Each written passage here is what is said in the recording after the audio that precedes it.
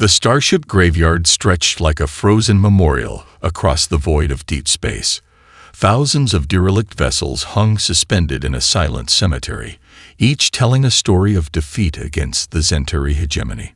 Twisted metal hulls, fractured energy cores, and the occasional drifting fragment of alien technology all bore witness to centuries of galactic conquest.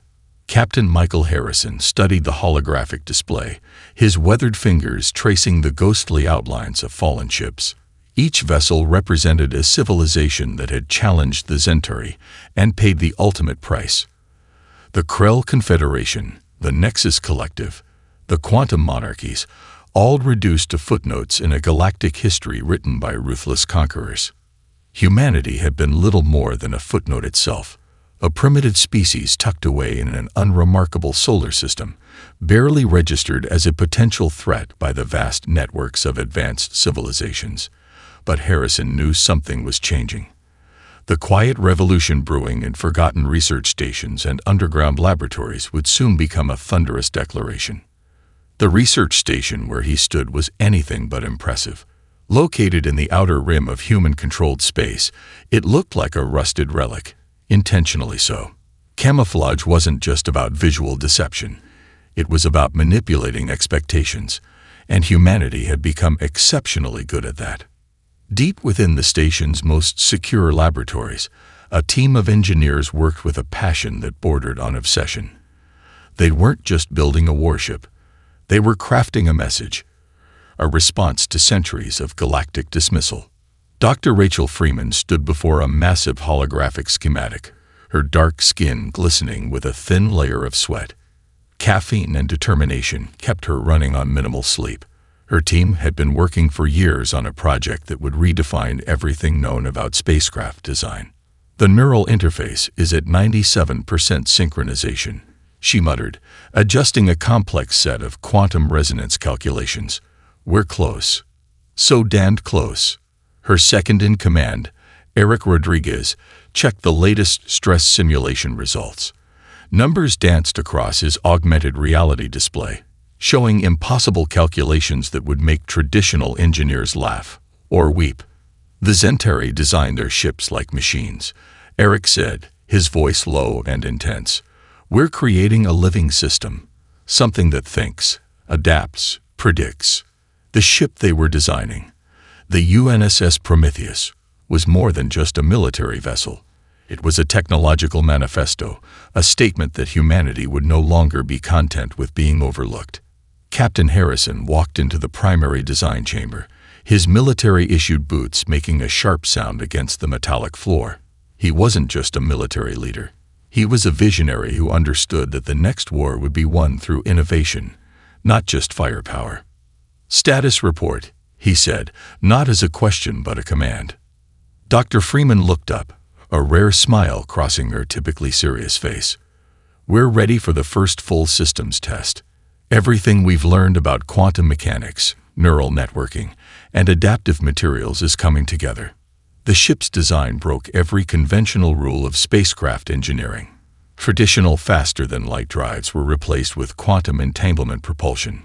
Standard hull materials gave way to adaptive nanomaterials that could reshape themselves in microseconds. The neural interface wasn't just a connection between human and machine. It was a symbiotic relationship that anticipated actions before they were even considered. Outside the station's reinforced windows, distant stars seemed to watch. Civilizations had risen and fallen. Empires had emerged and crumbled, but something fundamental was about to change. Humanity was about to introduce itself to the galaxy, not as a supplicant, but as a force to be reckoned with. One week, Captain Harrison said, more to himself than to anyone else. 1 week, and everything changes. The countdown to humanity's shocking debut had begun, and the galaxy would never see it coming. The Military Review Board chamber felt like a morgue, cold, sterile, and filled with the lingering scent of institutional failure. Jenna Rodriguez stood at the center, her presence cutting through the room's oppressive silence like a laser. Behind her, a holographic display flickered with schematics that defied every known principle of spacecraft engineering. Impossible, muttered Admiral Gregory Thompson, his weathered hands gripping the edge of the conference table. Decades of military service had taught him that innovation was incremental, controlled, predictable. What Jenna was proposing was anything but. She knew exactly what they saw when they looked at her. The 35-year-old engineer, with wild curls barely contained in a regulation bun, dark eyes burning with an intensity that made seasoned military commanders uncomfortable. What they didn't see was the culmination of generations of human potential. The current design challenges everything, Jenna began, her voice steady and precise. Our neural interface isn't just a connection. It's a living symbiosis between human consciousness and advanced computational systems. The hologram expanded, revealing layers of complexity that made even the most advanced alien technologies look like children's toys. Quantum entanglement drives that could manipulate space-time, adaptive nanomaterial whole construction that could reshape itself millisecond by millisecond, an artificial intelligence system that didn't just process information. It anticipated, learned, evolved. Admiral Thompson's aide, a veteran named Marcus Chen, leaned forward. Unlike the other board members, he saw potential where others saw madness. "Walk us through the primary systems," he said, cutting through the mounting tension.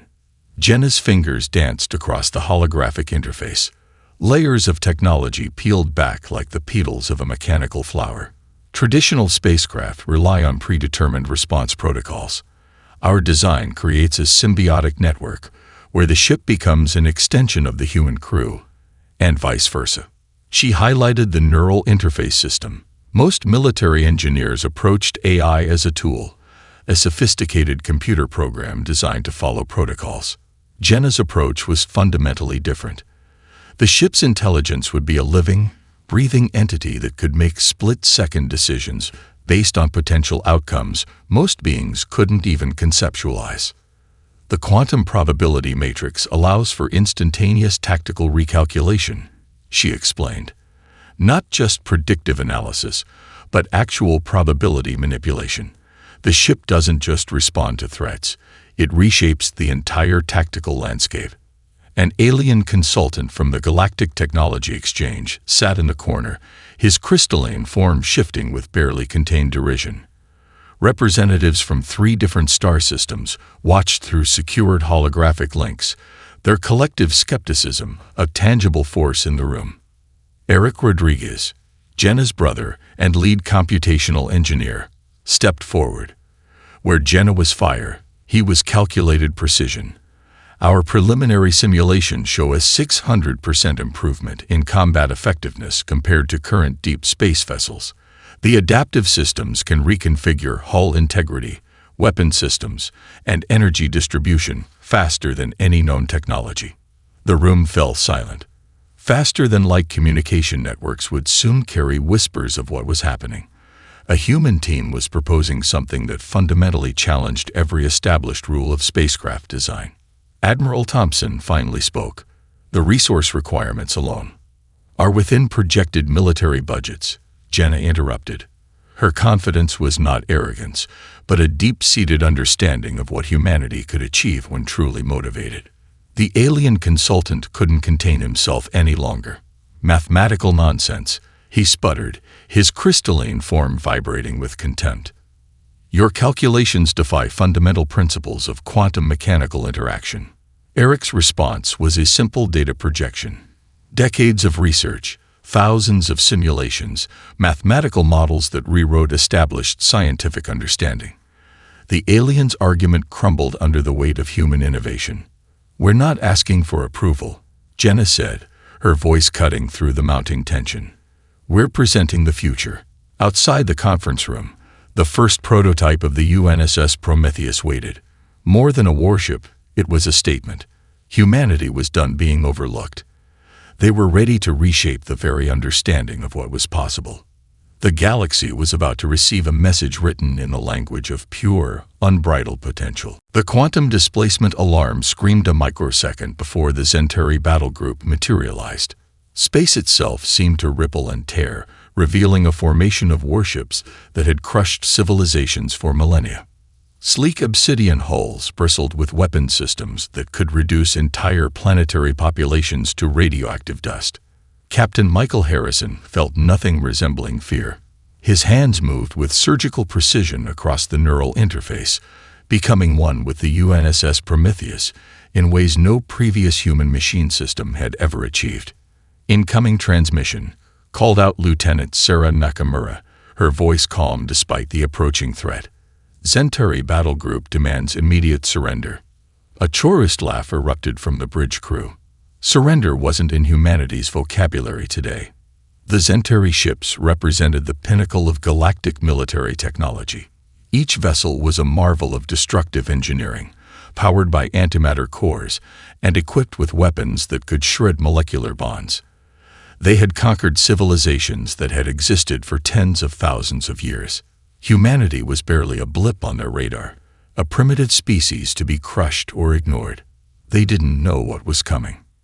Tactical analysis, Harrison commanded. The neural interface flooded his consciousness with impossible amounts of data. Weapon trajectories, quantum probability matrices, energy signatures, all processed faster than human thought could comprehend.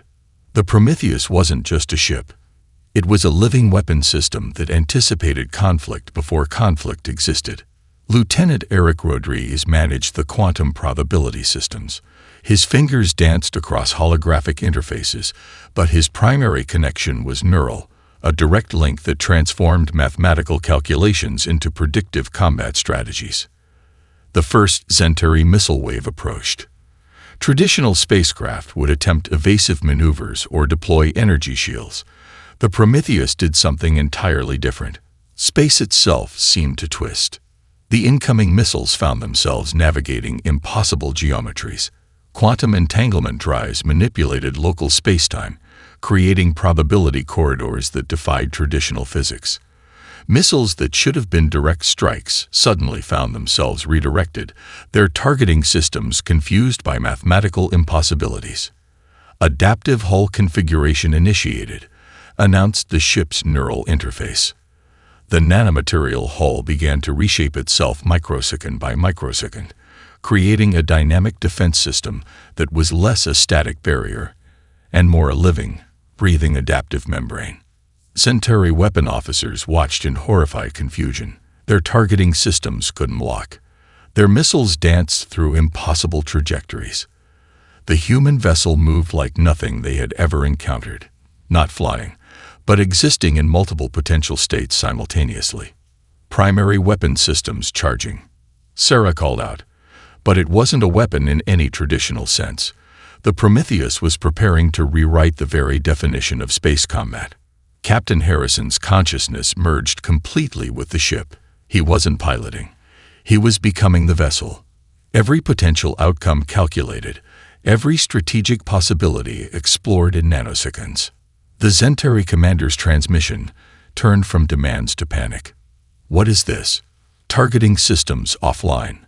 Weapon trajectories impossible. One by one, the alien vessels found themselves trapped in quantum probability webs. Their weapon systems became useless. Their advanced technologies suddenly felt like primitive stone tools against the Prometheus's adaptive systems. 17 minutes. That's how long it took for the most advanced battle group in the Centauri fleet to become expanding debris. Not through overwhelming firepower, but through a fundamental reimagining of combat itself. When the last Centauri ship dissolved into radioactive vapor, absolute silence filled the Prometheus's bridge. They had just sent a message that would echo across the galaxy.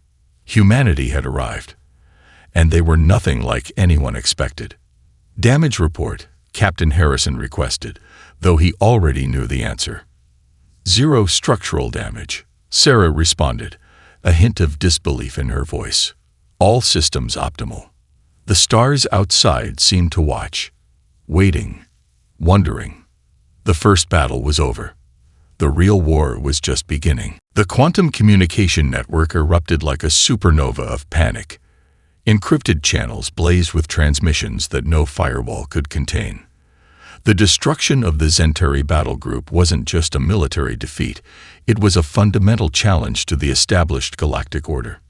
In the high-security chambers of the Galactic Concordance, holographic representations of a dozen different species flickered with tension. The Nexus Delegate, a crystalline being whose neural networks spanned multiple dimensions, was the first to break the silence. Impossible. It transmitted, the word resonating with a mathematical precision that barely concealed its underlying terror. No emerging species has ever. Ambassador Elena Rodriguez stood alone in the human delegation chamber. Unlike the elaborate holographic projections of other species, she was physically present, a deliberate choice that spoke volumes about human confidence. "The evidence is irrefutable," she said, her voice cutting through the mounting chaos. A holographic replay of the Prometheus's engagement played on loop. 17 minutes that would redefine galactic history. The Zorn Collective's representative, a silicon-based life form that communicated through complex electromagnetic pulses, began rapid calculations. Its entire existence was built on predictive modeling, and the human engagement defied every known variable.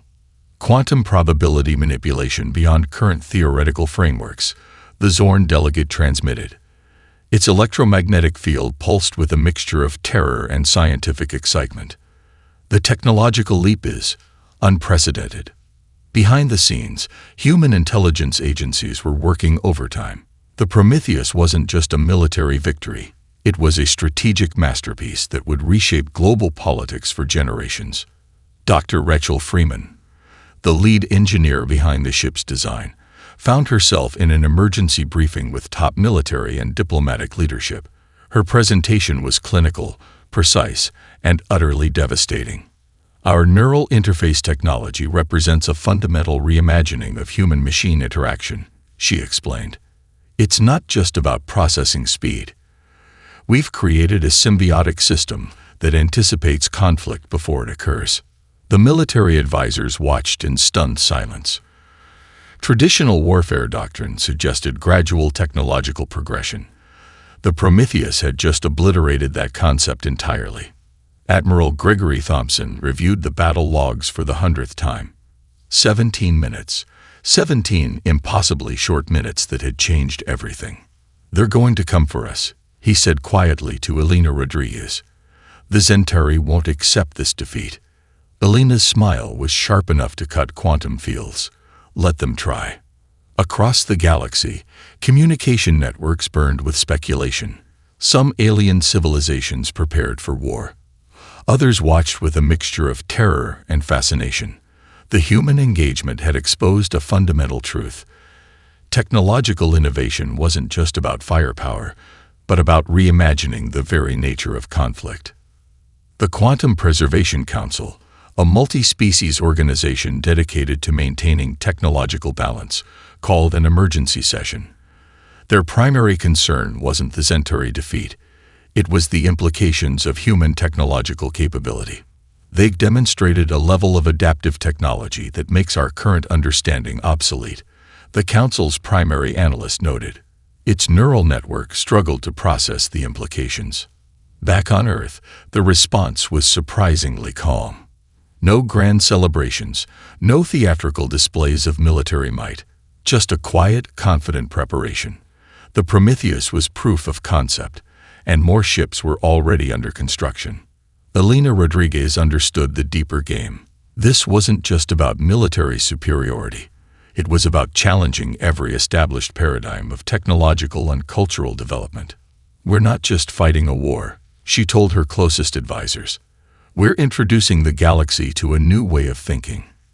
The quantum communication networks continued to pulse. Somewhere in the vast darkness of space, the next chapter was already being written. The Prometheus had sent its message, loud and clear. Humanity had arrived, and nothing would ever be the same again. Research facilities across the galaxy worked themselves into a frenzy. The logs from the Prometheus's engagement represented more than just a military defeat. They were a fundamental challenge to everything known about spacecraft design, quantum mechanics, and technological development. Dr. Marcus Chen stood before a wall of holographic displays, his eyes bloodshot from days of continuous analysis. Surrounding him were researchers from 3 different alien civilizations, an unprecedented collaboration born of sheer desperation. "Look here," he said, zooming into a microscopic section of the battle recording. The quantum probability matrix flickered, revealing layers of complexity that defied conventional understanding.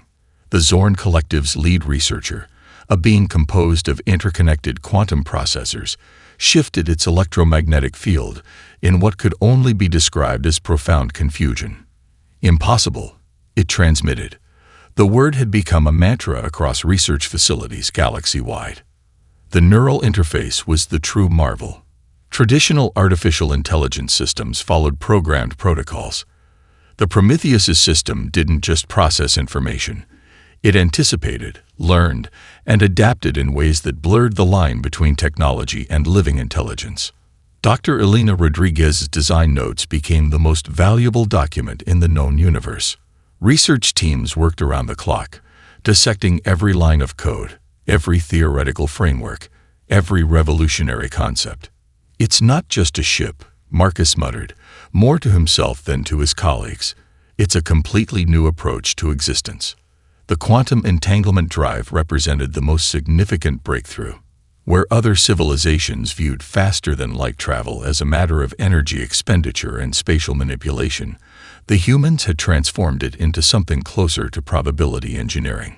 A Nexus collective researcher, a being of pure energy, struggled to articulate the implications. They turned space-time into a computational matrix, it finally transmitted. The statement sent shockwaves through scientific communities across multiple star systems. Military research facilities became pressure cookers of innovation. The Zentari hegemony, humiliated by their defeat, poured unprecedented resources into understanding the human breakthrough. But understanding was proving impossible.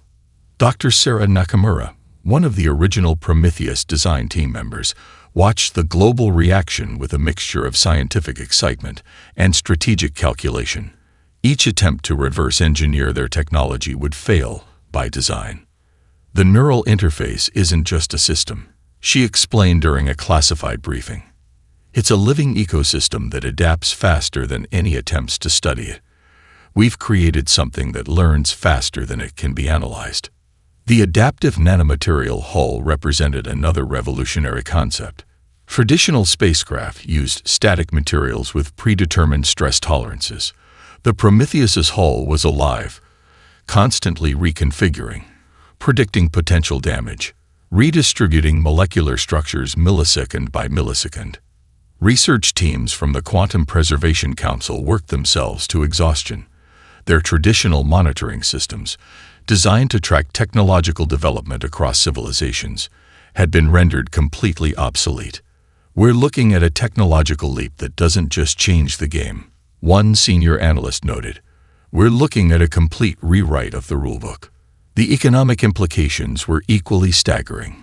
Entire industries built around spacecraft design, weapon systems, and military technology found themselves obsolete overnight.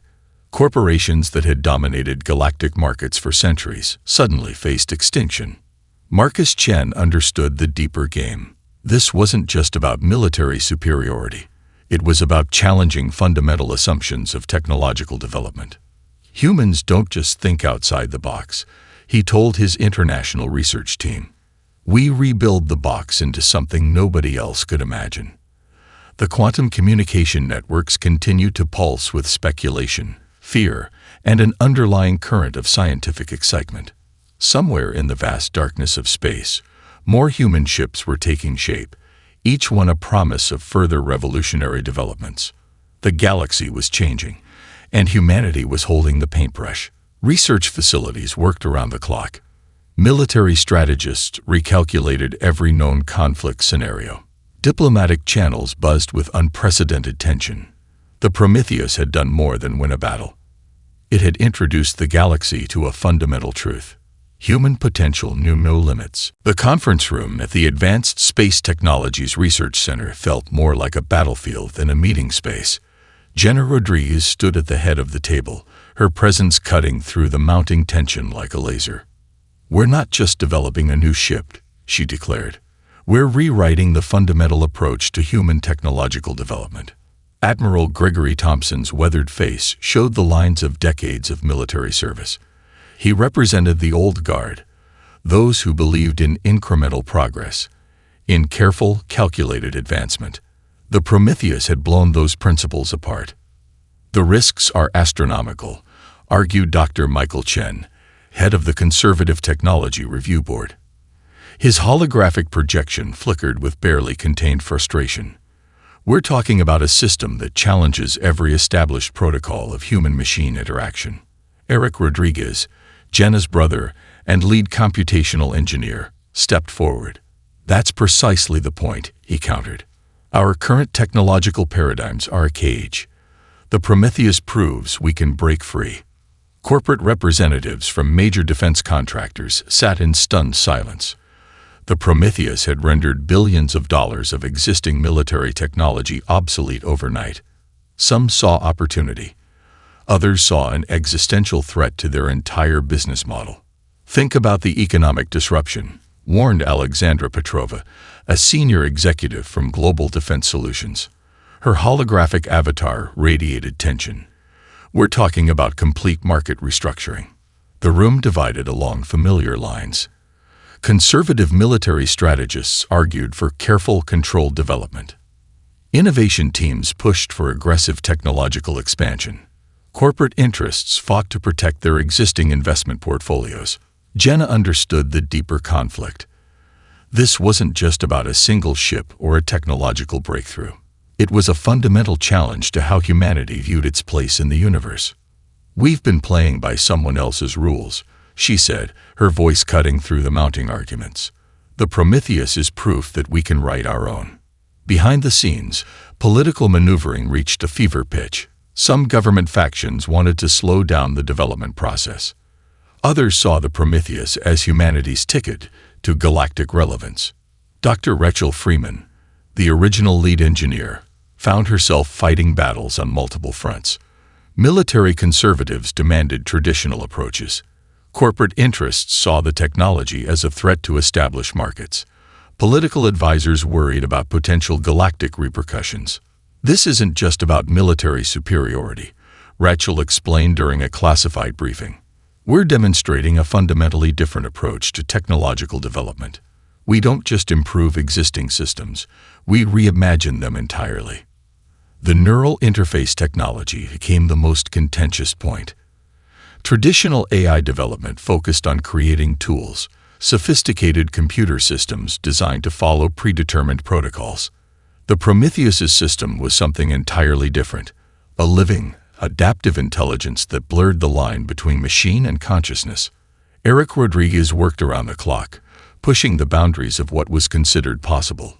Each simulation, each test run, revealed new layers of potential that terrified as much as they excited. "We're not just developing the ship," he told his closest colleagues. "We're creating a new form of intelligence, something that doesn't just process information, but understands it on a fundamental level." Military training programs began to shift. Traditional pilot training gave way to neural integration protocols. Cadets were no longer learning to control a ship. They were learning to become one with it. The first group of neural interface pilots became legends overnight. They weren't just operators. They were pioneers of a new form of human-machine symbiosis. Jenna watched the developments with a mixture of scientific excitement and strategic calculation. Each breakthrough brought them closer to fundamentally changing humanity's approach to technology, space exploration, and our understanding of intelligence itself. "We're writing the next chapter of human potential," she said quietly to her brother. Eric's response was a simple smile. The next generation of ships was already taking shape, and this time, they wouldn't just challenge the existing paradigm, they would obliterate it. The galaxy was about to learn that humanity's greatest strength wasn't its technology. It was its ability to constantly reinvent itself. The real revolution was just beginning. The Zentari hegemony's central war chamber pulsed with a rage that transcended biological emotion. Holographic displays showed the smoldering remains of their most advanced battle group, reduced to cosmic dust by a single human vessel. High Chancellor Krivax slammed a crystalline appendage against the strategic planning console. The impact sent ripples of electromagnetic energy cascading through the chamber. "Prepare the Omega fleets," he transmitted to his military commanders. "We will obliterate the human species from existence." Massive shipyards orbiting neutron-dense star systems came to life. Thousands of warships began construction, each designed with one purpose: total and complete annihilation of humanity. The Zentari had crushed civilizations that had existed for tens of thousands of years. One upstart species would not change that record. Admiral Helena Rodriguez studied the incoming intelligence reports from multiple reconnaissance sources. The human early warning systems were already tracking the massive Zentari fleet mobilization. "They're bringing everything," she told Captain Michael Harrison during an emergency briefing. The quantum communication channels were ablaze with strategic calculations, predictive models, and defensive preparations. Hidden shipyards across human-controlled space began their own preparations. The Prometheus was no longer just a prototype. It was the first of a new generation of vessels that would redefine space warfare. Dr. Rachel Freeman's design team worked around the clock.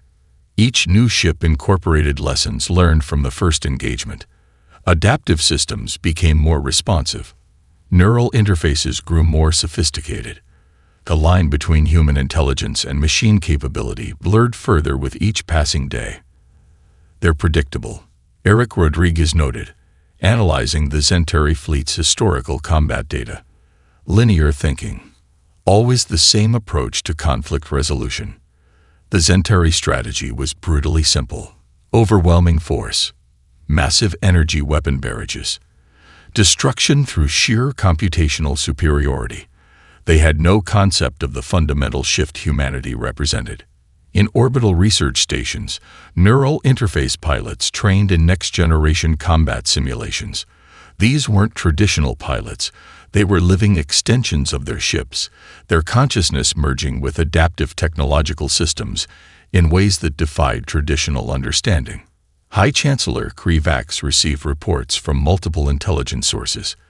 Each analysis confirmed humanity's seemingly impossible technological leap, but the Zentari had crushed civilizations for millennia.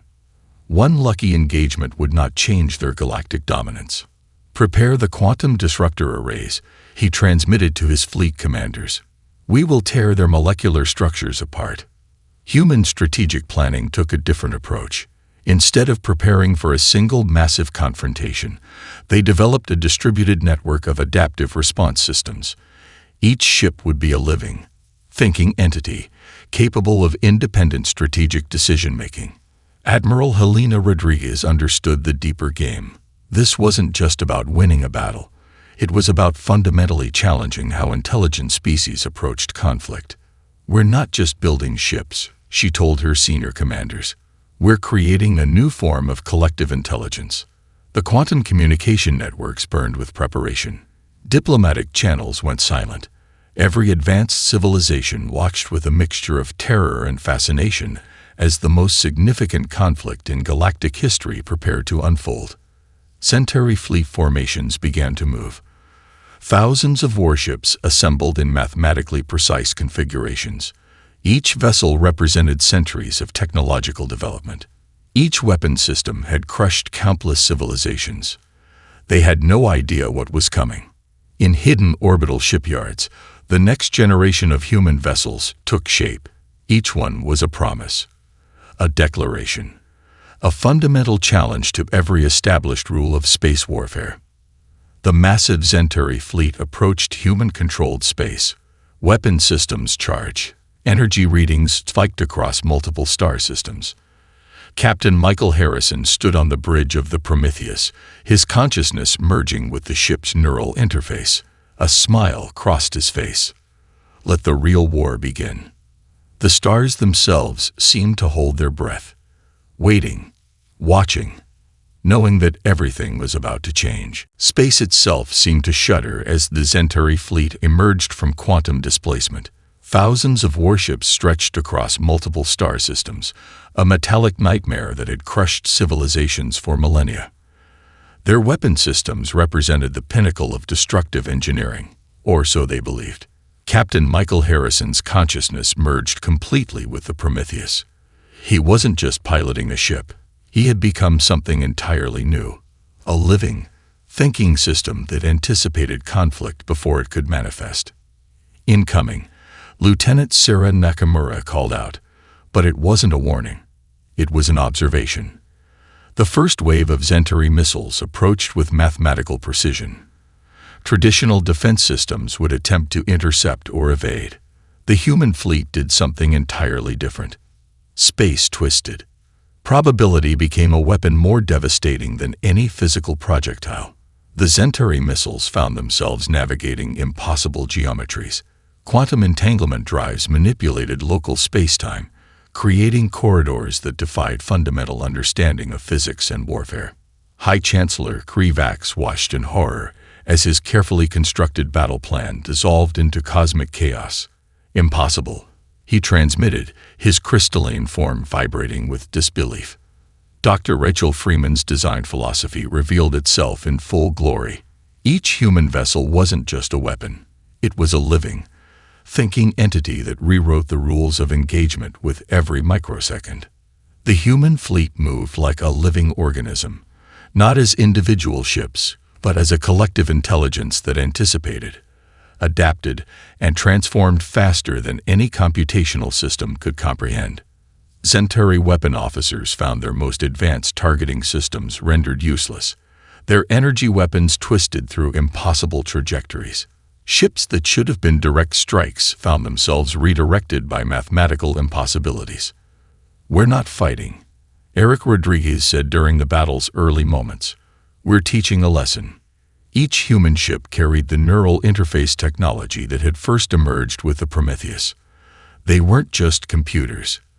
They were living systems that learned and adapted in real time, transforming conflict into a dynamic, ever-changing landscape of probability. The Centauri had conquered civilizations through overwhelming force. Humanity conquered through fundamental reimagination. Admiral Helena Rodriguez watched the engagement from the Central Command Station. The battle wasn't just a military conflict. It was a philosophical statement about the nature of intelligence, adaptation, and potential. "They built walls," she told her command team. "We're showing them how to fly." Quantum communication networks across the galaxy burned with the engagement's data. Other civilizations watched in stunned silence as humanity demonstrated a level of technological and strategic innovation that challenged every established paradigm of space warfare. Wave after wave of Centauri attacks dissolved before they could fully form. Their most advanced weapon systems became nothing more than expanding debris. The human fleet moved with a fluidity that defied traditional understanding of combat. High Chancellor Krivax's final transmission was a mixture of rage and incomprehension. How? How is this possible? The answer was simple. Humanity didn't just think differently. They existed differently. As the last Centauri ships were reduced to atomic scattered, a profound silence filled the cosmos. The engagement had lasted less than 30 minutes, a stark contrast to the 17-minute battle that had first introduced the galaxy to human capabilities. Captain Michael Harrison's consciousness began to separate from the Prometheus's neural interface. For a moment, he existed in multiple states, human and machine, individual and collective. "Mission accomplished," he said quietly. Dr. Rachel Freeman understood the deeper implications. This wasn't just a military victory. It was a fundamental challenge to how intelligent species approach technology, conflict, and potential. The human fleet regrouped, not in traditional military formations, but in a dynamic, living network that continued to learn, adapt, and evolve. Across human-controlled space, celebrations were muted. This wasn't about victory. This was about showing the universe a new way of existing. The stars themselves seemed to watch, waiting, wondering. Humanity had arrived, and nothing would ever be the same again.